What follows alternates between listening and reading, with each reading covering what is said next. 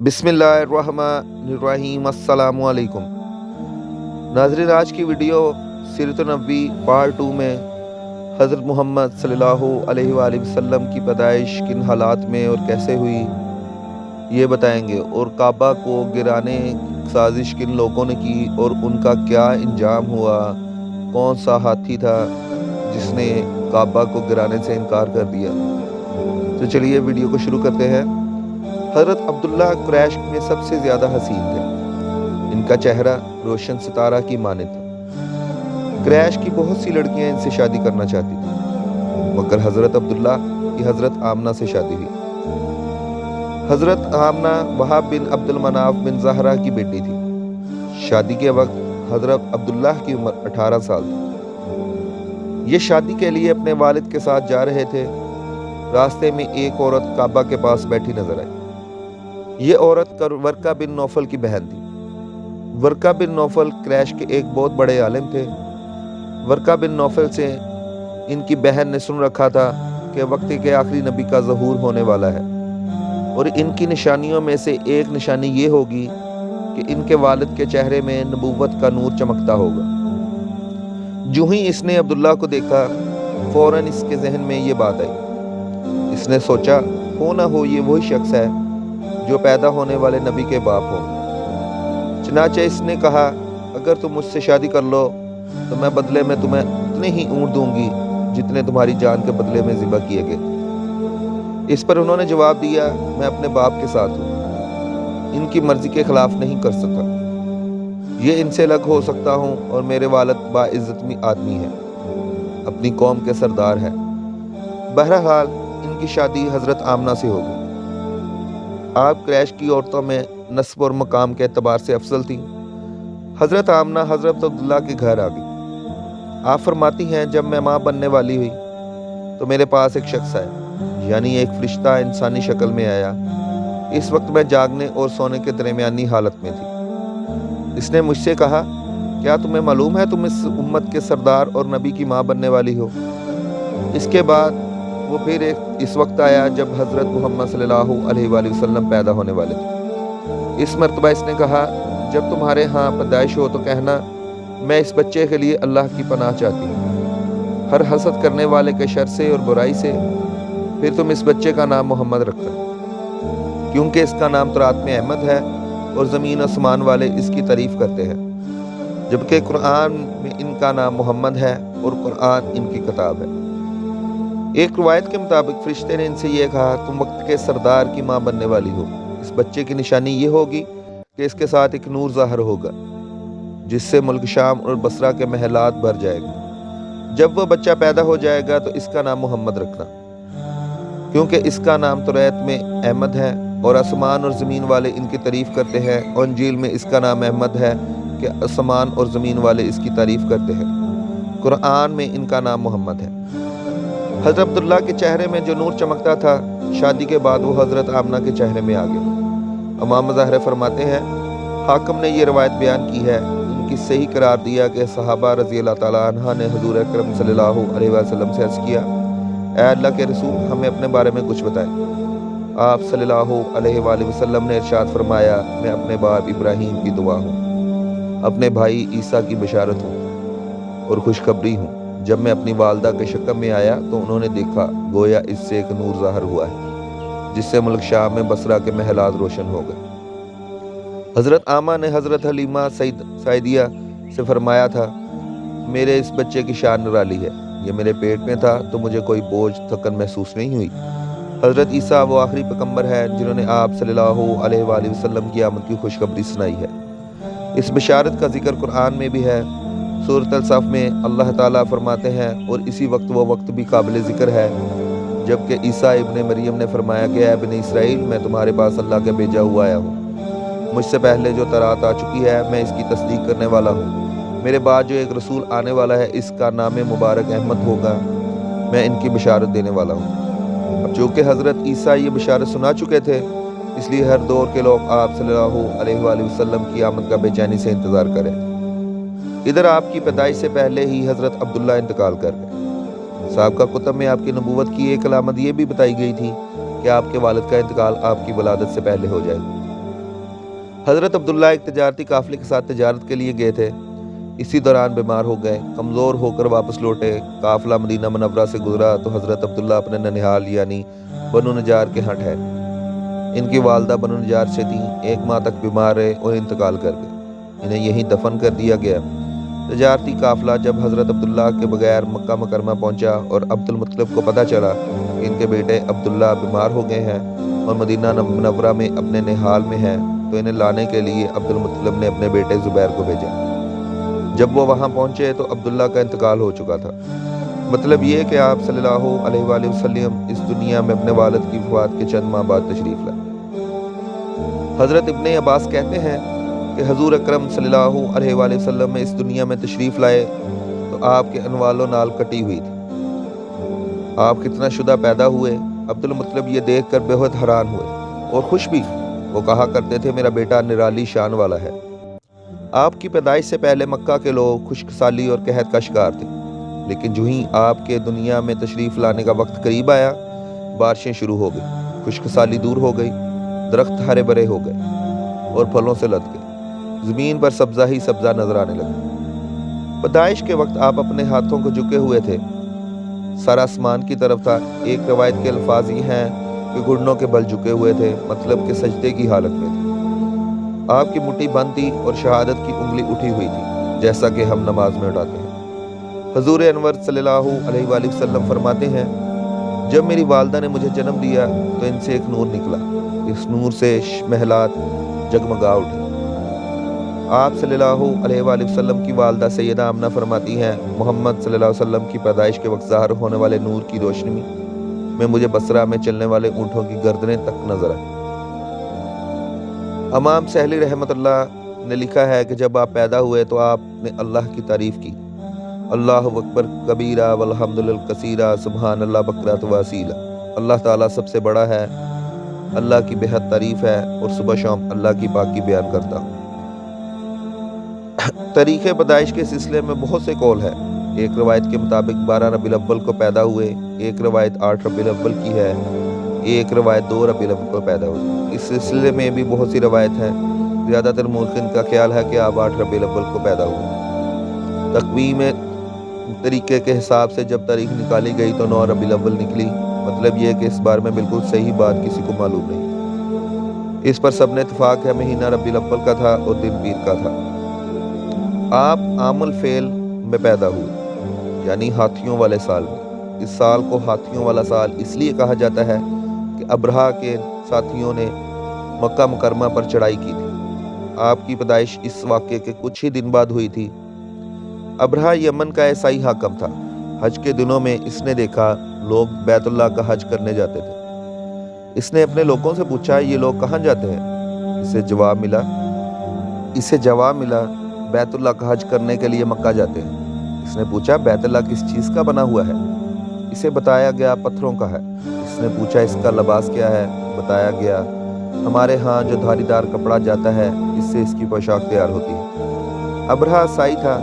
ساری بات سن کر اس نے کہا مسیح کی قسم میں تم لوگوں کے لیے اس سے اچھا گھر تعمیر کروں گا۔ اس طرح اس نے سرخ، سفید، زردہ اور سیاہ پتھروں سے ایک گھر بنوایا، سونے اور چاندیوں سے اس کو سجایا، اس میں کئی دروازے رکھوائے، اس میں سونے کے پترے جڑوائے، اس کے درمیان میں جوہرے لگوائے، اس مکان میں ایک بہت بڑا یاقوت لگوایا، پردے لگوائے، وہاں خوشبوئیں سلگانے کا انتظام کیا۔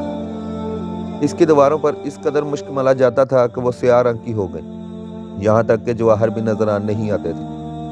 پھر لوگوں نے کہا اب تمہیں بیت اللہ کا حج کرنے کے لیے مکہ جانے کی ضرورت نہیں رہی، میں نے یہیں تمہارے لیے بیت اللہ بنوا دیا ہے، لہٰذا اب تم اس کا طواف کرو۔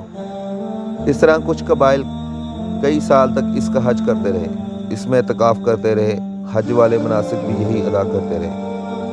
عرب کے ایک شخص نفیل خشمی سے یہ بات برداشت نہ ہو سکی، وہ اس مصنوعی خانہ کعبہ کے خلاف دل ہی دل میں کڑکتا رہا۔ آخر اس نے دل میں ٹھان لی کہ وہ ابرہہ کی اس عمارت کو گندہ کر کے چھوڑے گا۔ پھر ایک رات اس نے چوری چھپے بہت سی گندگی اس میں ڈال دی۔ ابرہہ کو معلوم ہوا تو سخت غضب نمک ہونے لگا۔ یہ کارروائی کسی عرب نے اپنے کعبہ کے لیے کی ہے، میں اسے ڈھا دوں گا، اس کا ایک ایک پتھر توڑ دوں گا۔ اس نے شام و حبا کو یہ تفصیل لکھ دی۔ اس سے درخواست کی وہ اپنا ہاتھی بھیج دیا۔ इस हाथी का नाम महमूद था। ये इस कदर बड़ा था कि इतना बड़ा हाथी रोए ज़मीन पर देखने में नहीं आया था। जब हाथी इसके पास पहुंचा तो अपनी फ़ौज लेकर निकला और मक्का का रुख किया। ये लश्कर जब मक्का के करबो जवार में पहुंचा तो अब्राह ने फ़ौज को हुक्म दिया, इन लोगों के जानवर लूट लिए जाएं। इसके हुक्म पर फ़ौजियों ने जानवर पकड़ लिए। इनमें अब्दुल मुत्तलिब के ऊँट भी थे। नफील भी इस लश्कर में अब्राह के साथ मौजूद था और ये अब्दुल मुत्तलिब का दोस्त था। अब्दुल मुत्तलिब इससे मिले, ऊँटों के सिलसिले में बात की। नफील ने अब्राह से कहा, क्रैश का सरदार अब्दुल मुत्तलिब मिलना चाहता है। ये शख्स तमाम अरब का सरदार है, शरफ और बुजुर्गी इसके हासिल है, लोगों में इसका बहुत असर है, लोगों को अच्छे अच्छे घोड़े देता है, इन्हें एहतियात देता है, खाना खिलाता है। ये गोया अब्दुल मुत्तलिब का मुतारफ था। अब्राह ने इन्हें मुलाकात के लिए बुलाया। अब्राह ने इससे पूछा, बताइए आप क्या चाहते हैं। उन्होंने जवाब दिया, मैं चाहता हूँ मेरे ऊँट मुझे वापस मिल जाए। इनकी बात सुनकर अब्राह बहुत हैरान हुआ। इसने कहा, मुझे तो बताया गया था कि आप अरब के सरदार हैं, बहुत इज्जत और बुजुर्गी के मालिक हैं, लेकिन लगता है मुझसे गलत बयानी की गई, क्योंकि मेरा ख्याल था आप मुझसे बैतुल्लाह के बारे में बात करेंगे, जिसको मैं गिराने आया हूँ और जिसके साथ आपकी इज्जत वाबस्ता है। लेकिन आपने तो सिरे से ही इस बात को नहीं लिया, अपने ऊँटों का रोना लेकर बैठ गए। ये क्या बात हुई? इसकी बात सुनकर अब्दुल मुत्तलिब बोले, आप मेरे ऊँट मुझे वापस दे दें, बैतुल्लाह के साथ जो चाहे करें, इसके लिए कि इस घर का एक परवरदिगार है जो खुद ही इसकी हिफाजत करेगा, मुझे इसकी फिक्रमंदी होने की ज़रूरत नहीं। इसकी बात सुनकर अब्राह ने हुक्म दिया, इसके ऊँट वापस दे दिए जाए। जब इन्हें इनके ऊँट वापस मिले तो उन्होंने इसके समों पर चपड़े चढ़ा दिए, इस पर निशान लगा दिए, इन्हें कुर्बानी के लिए वक़फ़ करके हरम में छोड़ दिए, ताकि कोई भी इन्हें पकड़ ले तो हरम का परवरदिगार इस पर गज़बनाक हो। फिर अब्दुल मुत्तलिब हिरा पहाड़ से चढ़ गए। इनके साथ इनके कुछ दोस्त थे। उन्होंने अल्लाह से दरख्वास्त की, ए अल्लाह, इंसान अपने सामान की हिफाजत खुद करता है, तू अपने सामान की हिफाजत कर। इधर से अपने रबलेश लेकर आगे बढ़ा। वो खुद हाथी पर सवार लश्कर के दरमियान मौजूद था। ऐसे में इसके हाथी ने आगे बढ़ने से इनकार कर दिया। वो ज़मीन पर बैठ गया। हाथी बानों से उठाने की कोशिश की, लेकिन वो ना उठा। उन्होंने इसके सर पर ज़रबें लगाईं, हंस चुभोए, मगर वो खड़ा ना हुआ। कुछ सोचकर उन्होंने इसका रुख यमन की तरफ किया तो वो फ़ौरन इसकी तरफ चलने लगा। इसका रुख फिर मक्का की तरफ किया गया तो वो फिर रुक गया। हाथी बानों ने यह तजर्बा बार बार किया। आखिर अरबना ने हुक्म दिया, हाथी को शराब पिलाई जाए ताकि नशे में इसे कुछ होश ना रह जाए और हम इसे मक्का मुकरमा की तरफ आगे ले बढ़ें। चनाचा इसे शराब पिलाई गई, लेकिन इस पर भी इसका कोई असर ना हुआ। अब्राह के हाथी को उठाने की मुसलसल कोशिश जारी थी कि अचानक समुंदर की तरफ से इनकी तरफ अल्लाह ताला ने अबाबीलों को भेज दिया। वो टिड्डियों के झुंड की तरह आए। दोनों तरफ अब्दुल मुत्तलिब मक्का में दाखिल हुए, हरम में पहुंचे और काबा के दरवाजे की जंजीर पकड़कर अब्राह और इसके लश्कर के खिलाफ फतेह की दुआ मांगी। इस दुआ के अल्फाज ये थे, ए अल्लाह, ये बंदा अपने काफिले और अपनी जमात की हिफाजत कर रहा है, तू अपने घर यानी बैतुल्लाह की हिफाजत फरमा। अब्राह का लश्कर फतह न हासिल कर सके। इनकी ताकत तेरी ताकत के आगे कुछ भी नहीं। आज सलीब कामयाब ना हो। सलीब का लफ्ज़ इसलिए बोला कि अब्राह नासाई था और सलीब को साई अपने निशान के तौर पर साथ लेकर चलते थे। अब उन्होंने अपनी कौम को साथ लिया और हिरा पहाड़ पर चढ़ गए, क्योंकि इनका ख्याल था वो अब्राह का मुकाबला नहीं कर सके। और फिर अल्लाह ताला ने परिंदों के झुंड भेज दिए। वो परिंदे चिड़िया से कतरे बड़े थे। इनमें से हर परिंदे की चोंच में पत्थर के 3-3 टुकड़े थे। वो पत्थर परिंदों ने अब्राह के लश्कर पर गिराने शुरू किए। जो ही ये पत्थर इन पर गिरे, इनके टुकड़े टुकड़े हो गए, बिल्कुल इस तरह जैसे आप किसी जगह ऊपर से बम गिराया जाए और जिस्मों के टुकड़े हो जाए। अब्राह का हाथी महबूद अलबत्ता इनसे कंकरियों से महफूज रहा। बाकी सब हाथी तहस नहस हो गए। ये हाथी 13 अदद थे। इनके सब सिखाए हुए नहुसत की मानद हो गए, जैसा कि सूरतुल फेल में आता है। अब्राह और इसके कुछ साथी तबाही का यह मंजर देखकर बुरी तरह भागे, लेकिन परिंदों ने इनको भी न छोड़ा। अब्राह के बारे में तबकात में लिखा कि इनके जिस्म के एक एक अज़ू अलग होकर गिरता रहा, यानी वो भाग रहा था और इसके जिस्म एक एक हिस्सा अलग हो रहा था। दूसरी तरफ अब्दुल मुत्तलिब इस इंतज़ार में थे कि कब हमला होता है, लेकिन हमला आवर जब मक्का में दाखिल न हुआ तो वो हालात मालूम करने के लिए नीचे उतरे। मक्का से बाहर निकले तब उन्होंने देखा सारा लश्कर तबाह हो चुका है। खूब माल गनीमत इनके हाथ लगा, बेशुमार सामान हाथ आया। माल में सोना चांदी भी बेतहाशा था। लश्कर में कुछ लोग ऐसे भी थे जो वापस नहीं भागते थे, ये मक्का में रह गए थे। ان میں سے ابرا کے ہاتھی کا محاوت بھی تھا جو محمود کو آگے لانے میں ناکام رہا تھا۔ ہمارے نبی حضرت محمد صلی اللہ علیہ وآلہ وسلم اس واقعے کے چند روز بعد پیدا ہوئے۔ آپ جس مکان میں پیدا ہوئے وہ صفا پہاڑی کے قریب تھا۔ حضرت کعب احبار روایت کرتے ہیں کہ میں نے رات میں پڑھا تھا کہ رسول اللہ صلی اللہ علیہ وآلہ وسلم کی پیدائش مکہ میں ہوگی۔ یہ کعب پہلے یہودی تھا، اس نے تورات پڑھا کرتا تھا۔ دنیا میں آتے ہی حضور اکرم صلی اللہ علیہ وآلہ وسلم روئے۔ حضرت ابو الرحمن بن عوف کی والدہ کہتی ہیں کہ جب حضرت آمنہ کے ہاں ولادت ہوئی تو میں وہاں موجود تھی۔ آپ صلی اللہ علیہ وآلہ وسلم میرے ہاتھوں میں آئے۔ یہ غالباً دائیہ تھی، ان کا نام شفا تھا۔ فرماتی ہیں جب آپ میرے ہاتھوں میں آئے تو روئے۔ آپ کے دادا عبد المطلب کو آپ کی ولادت کی اطلاع دی گئی۔ وہ اس وقت خانہ کعبہ کا طواف کر رہے تھے۔ اطلاع ملنے پر گھر آئے، بچے کو گود میں لیا۔ اس وقت آپ کی والدہ نے ان سے کہا یہ بچہ عجیب ہے، سجدے کی حالت میں پیدا ہوا، یعنی پیدا ہوتے ہی اس نے پہلے سجدہ کیا، پھر سجدے سے سر اٹھا کر انگلی آسمان کی طرف اٹھائی۔ عبد المطلب نے آپ کی طرف دیکھا۔ اس کے بعد آپ کعبہ میں لے آئے، آپ کو گود میں لیے رہے اور طواف کرتے رہے، پھر واپس لا کر حضرت آمنہ کو دیا۔ آپ کو عرب کے دستور کے مطابق ایک برتن سے ڈھانپا گیا، لیکن وہ برتن ٹوٹ کر آپ کے اوپر سے ہٹ گیا۔ اس وقت آپ اپنا انگوٹھا چوستے نظر آئے۔ اس وقت پر شیطان بری طرح چیخا۔ شیطان صرف 4 مرتبہ چیخا۔ پہلی بار اس وقت جب اللہ تعالیٰ نے اسے معلوم ٹھہرایا، دوسری بار اس وقت جب اسے زمین پر اتارا گیا، تیسری بار اس وقت چیخا جب حضرت صلی اللہ علیہ وسلم کی پیدائش ہوئی، اور چوتھی مرتبہ اس وقت جب نبی کریم صلی اللہ علیہ وسلم پر سورۃ الفاتحہ نازل ہوئی۔ اس موقع پر حضرت حسان بن ثابت کہتے ہیں میں 8 سال کا تھا، جو کچھ دیکھتا اور سنتا تھا اس کو سمجھتا تھا۔ ایک دن میں نے یثرب یعنی مدینہ منورہ میں ایک یہودی کو دیکھا۔ وہ ایک اونچے نیلے ٹیلے پر چڑھ کر کہہ رہا تھا کہ لوگ اس یہودی کے گرد جمع ہو گئے اور بولے کیا بات ہے، کیوں چیخ رہے ہو؟ یہودی نے کہا احمد کا ستارہ طلوع ہو گیا ہے اور آج رات پیدا ہو گیا ہے۔ حضرت حسان بن ثابت بعد میں 60 سال کی عمر میں مسلمان ہوئے تھے۔ 120 سال کی عمر میں ان کی وفات ہوئی، گویا ایمان کی حالت میں 60 سال زندہ رہے۔ حضرت کعب بن احبار فرماتے ہیں کہ میں نے تورات میں پڑھا کہ اللہ تعالیٰ نے حضرت موسیٰ کو آن حضرت صلی اللہ علیہ وسلم کی ولادت کی خبر دے دی تھی، اور حضرت موسیٰ نے اپنی قوم بنی اسرائیل کو اس لیے اطلاع دے دی تھی۔ اس سلسلے میں انہوں نے فرمایا تارے نزدیک جو مشہور چمکدار ستارہ جب وہ حرکت میں آئے گا تو وہی وقت رسول اللہ صلی اللہ علیہ وسلم کی پیدائش کا ہوگا۔ یہ خبر بنی اسرائیل کے علماء کو ایک دوسرے کو دیتے چلے آتے تھے۔ اسی طرح بنی اسرائیل کو بھی ان حضرت کی ولادت کا وقت یعنی اس کی علامت معلوم تھی۔ حضرت عائشہ رضی اللہ عنہا سے روایت ہے کہ ایک یہودی عالم مکہ میں رہتا تھا۔ جب وہ رات آئی جس میں آپ حضرت صلی اللہ علیہ وسلم پیدا ہوئے تو وہ قریش کے ایک مجلس میں بیٹھا تھا۔ اس نے کہا کیا تمہارے ہاں آج کوئی بچہ پیدا ہوا ہے؟ لوگوں نے کہا ہمیں تو معلوم نہیں۔ اس پر اس یہودی نے کہا میں جو کچھ کہتا ہوں اسے اچھی طرح سن لو۔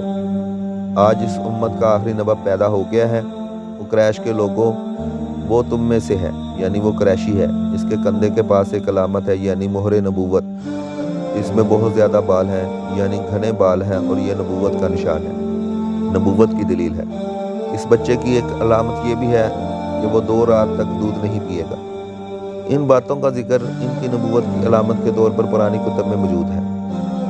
علامہ ابن حجر نے لکھا ہے کہ یہ بات درست ہے، آپ نے 2 دن تک دودھ نہیں پیا تھا۔ یہودی عالم کی یہ بات جب بتائی گئی تو لوگ وہاں سے اٹھ گئے۔ انہیں یہودی کی بات سن کر بہت حیرت ہوئی۔ جب وہ لوگ اپنے گھروں میں پہنچے تو ان میں سے ہر ایک نے اس کی باتیں اپنے گھر کے افراد کو بتائی۔ عورتوں کو چونکہ حضرت آمنہ کے ہاں بیٹا پیدا ہونے کی خبر ہو چکی تھی، اس لیے انہوں نے اپنے مردوں کو بتلایا ذرا چل کر مجھے یہ بچہ دکھاؤ۔ لوگ اسے ساتھ لیے حضرت آمنہ کے گھر کے باہر آئے، ان سے بچہ دکھانے کی درخواست کی۔ آپ نے بچے کو کپڑے سے نکال کر انہیں دے دیا۔ لوگوں نے آپ کے کندھے پر کپڑا ہٹایا۔ یہودی کی نظر جو ہی مہر نبوت پر پڑی وہ فوراً بے ہوش ہو گیا۔ اسے ہوش آیا تو لوگوں نے ان سے پوچھا تمہیں کیا ہو گیا تھا؟ جواب میں اس نے کہا میں اس غم سے بے ہوش ہوا تھا کہ میری قوم سے نبوت ختم ہو گئی، اور اے قریشیو اللہ کی قسم یہ بچہ تم پر زبردست غلبہ حاصل کرے گا اور اس کی شہرت مشرق سے مغرب تک پھیل جائے گی۔ ملک شام کا ایک یہودی ایس مکہ سے کچھ فاصلے پر رہتا تھا۔ وہ جب بھی کسی کام سے مکہ آتا وہاں سے لوگوں سے ملتا، ان سے کہتا بہت قریب کے زمانے میں تمہارے درمیان ایک بچہ پیدا ہوگا، سارا عرب اس کے راستے میں چلے گا، اس کے سامنے ذلیل اور پست ہو جائے گا۔ وہ عجم اور ان کے شہروں میں بھی مالک ہو جائے گا، یعنی ان کا زمانہ ہے جو اس کی نبوت کے زمانے کو پائے گا اور ان کی پیروی کرے گا، اور وہ اپنے مقصد میں کامیاب ہوگا۔ جس خیر اور بھلائی کی وہ امید کرتا ہے وہ اس کو حاصل ہوگی، اور جو شخص اس کی نبوت کا زمانہ پائے گا مگر اس کی مخالفت کرے گا وہ اپنے مقصد میں آرزوؤں میں ناکام رہے گا۔ مکہ معظمہ میں جو بھی بچہ پیدا ہوتا وہ یہودی اس کے بچے کے بارے میں تحقیق کرتا اور کہتا ابھی وہ بچہ پیدا نہیں ہوا۔ آخر جب نبی کریم صلی اللہ علیہ وآلہ وسلم اس دنیا میں تشریف لائے تو عبد المطلب اپنے گھر سے نکل کر اس یہودی کے پاس پہنچے۔ اس کی عبادت گاہ کے دروازے پر پہنچ کر انہوں نے واضح ایس نے پوچھا کون ہے؟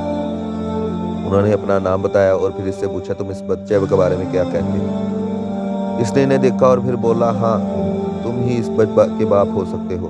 بے شک وہ بچہ پیدا ہو گیا ہے جس کے بارے میں نے تم لوگوں سے کہا کرتا تھا۔ وہ ستارہ آج طلوع ہو گیا ہے جو اس بچے کی پیدائش کی علامت ہے، اور اس کی علامت یہ ہے کہ اس وقت اس بچے کو درد ہو رہا ہے۔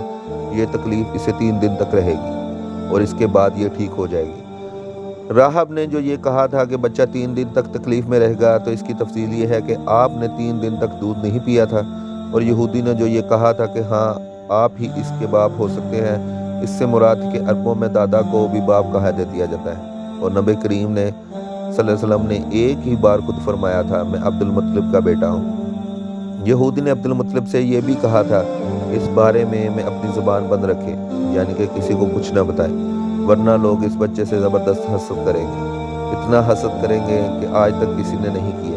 اس کی قدر مخالفت کریں گے کہ دنیا میں کسی اور کی اتنی مخالفت نہیں ہوئی۔ پوتے کے متعلق یہ باتیں سن کر عبد المطلب حیث سے پوچھا اس بچے کی عمر کتنی ہوگی؟ یہودی نے اس سوال کے جواب میں کہا اگر اس بچے کی عمر تبھی ہوئی تو وہ بھی 70 سال تک نہیں ہوگی، بلکہ اس سے پہلے ہی 66 یا 63 سال کی عمر میں وفات ہو جائے گی، اور اس امت کی اوسطاً عمر بھی اتنی ہی ہوگی۔ اس کی پیدائش کے وقت دنیا کے بت ٹوٹ کر گر جائیں گے۔ یہ ساری علامات اس یہودی نے گزشتہ انبیاء کے پیش گوئیوں سے معلوم کی تھی، اور سب بالکل سچ ہو رہا تھا۔